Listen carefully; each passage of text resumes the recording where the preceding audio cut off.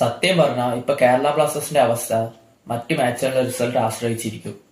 Kerala Blasters play off കളിക്കോ ഇല്ലയോ എന്ന്. നമുക്ക് ഈ ആഴ്ചത്തെ ഇതുവരെ നടന്ന കളികളെല്ലാം നോക്കാം. ഇന്ന് north east United Mumbai city കളി ഉണ്ടായിരുന്നു. അതിൽ മുംബൈ സിറ്റി 2 ഗോളിന് ജയിച്ചു. അത് തന്നെയാണ് കേരള ബ്ലാസ്റ്റേഴ്സിന് വേണ്ടത്. പിന്നെ ഇന്നലെ ഗോവ ഒഡീഷ മത്സരം ഉണ്ടായിരുന്നു. അതിൽ ഗോവ 2 ഗോളിന് ജയിച്ചു. ഒഡീഷയ്ക്ക് പിന്നെ ഓൺ ഗോള്, പെനാൽറ്റി മിസ്സാക്കി, പിന്നെ റെഡ് കാർഡ് അഹമ്മദ് ജാഹുവിന് കിട്ടി. രാഹുൽ കെ പി മലയാള താരം രാഹുൽ കെ പി മാത്രം ഗോൾ അടിച്ചുള്ളൂ. പിന്നെ ഫെബ്രുവരി 5 മോഹൻ ബഗാൻ പഞ്ചാബ് FC കളി ഉണ്ടായിരുന്നു. മോഹൻ ബഗാൻ 3 ഗോളിന് ജയിച്ചു. പഞ്ചാബ് നമുക്ക് ജയിക്കാൻ പാടില്ല. ഇനിയുള്ള കളികൾ നോക്കാം. നാളെ ഹൈദരാബാദ് മുഹമ്മദൻ FC, അത് നമുക്ക് കാര്യമില്ല.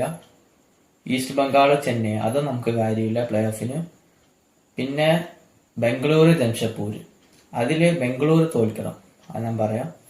പിന്നെ അടുത്ത ഒഡീഷ പഞ്ചാബ്, അതിൽ സമനില പിടിക്കണം. നമുക്കിപ്പോൾ ടേബിൾ പോയിന്റ് നോക്കാം. നമ്മളിപ്പോൾ 8ാം സ്ഥാനത്താണ്. 19 മത്സരങ്ങളിൽ നിന്ന് 24 പോയിന്റ്.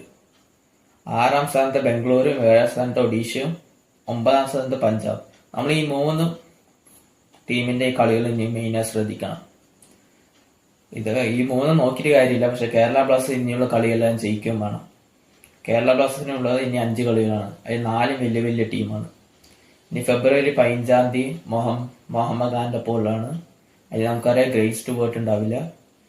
പിന്നെ ഗോവ, ജംഷഡ്പൂര്, മുംബൈ സിറ്റി, പിന്നെ ലാസ്റ്റ് ഹൈദരാബാദിന്റെ പോ. ഹൈദരാബാദ് നമ്മുടെ ഫസ്റ്റ് ലെഗിൽ നമ്മളെ തോൽപ്പിച്ചു. ഇനി 5 കളികളാണ് ഉള്ളത്. കേരള ബ്ലാസ്റ്റേഴ്സ് ഇത് ജയിച്ചാലേ ഇനി പ്ലേ ഓഫ് ഒക്കെ സാധ്യതയുള്ളൂ.